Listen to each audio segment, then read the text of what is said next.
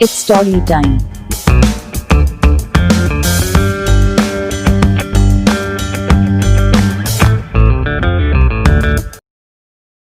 एक बार की बात है कि एक शिष्य अपने गुरु का बहुत आदर सम्मान किया करता था। गुरु भी अपने इस शिष्य से बहुत स्नेह करते थे, लेकिन वह शिष्य अपने अध्ययन के प्रति आलसी और स्वभाव से दीर्घसूत्री था। सदा स्वाध्याय से दूर भागने की कोशिश करता तथा आज के काम को कल के लिए छोड़ दिया करता था। अब गुरुजी कुछ चिंतित रहने लगे कि कहीं उनका यह शिष्य जीवन संग्राम में पराजित न हो जाए। आलस्य में व्यक्ति को अकर्मण्य बनाने की पूरी सामर्थ्य होती है। ऐसा व्यक्ति बिना परिश्रम के ही फलोपभोग की कामना करता है। वह शीघ्र निर्णय नहीं ले सकता और यदि ले भी लेता है तो उसे कार्यान्वित नहीं कर पाता।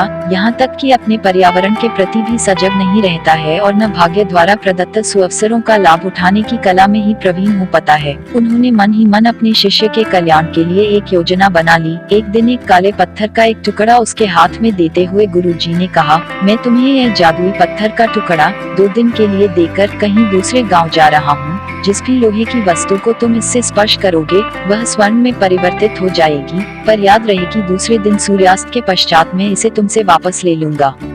शिष्य इस सुअवसर को पाकर बड़ा प्रसन्न हुआ, लेकिन आलसी होने के कारण उसने अपना पहला दिन यह कल्पना करते करते बिता दिया कि जब उसके पास बहुत सारा स्वर्ण होगा तब वह कितना प्रसन्न, सुखी, समृद्ध और संतुष्ट रहेगा। इतने नौकर चाकर होंगे कि उसे पानी पीने के लिए भी नहीं उठना पड़ेगा। फिर दूसरे दिन जब वह प्रातः काल जागा, उसे अच्छी तरह से स्मरण था कि आज स्वर्ण पाने का दूसरा और अंतिम दिन है। उसने मन में पक्का विचार किया कि आज वह गुरुजी द्वारा दिए गए काले पत्थर का लाभ जरूर उठाएगा। उसने निश्चय किया कि वो बाजार से लोहे के बड़े बड़े सामान खरीद कर लाएगा और उन्हें स्वर्ण में परिवर्तित कर देगा।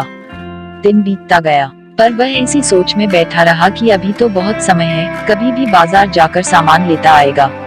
उसने सोचा कि अब तो दोपहर का भोजन करने के पश्चात ही सामान लेने निकलूंगा।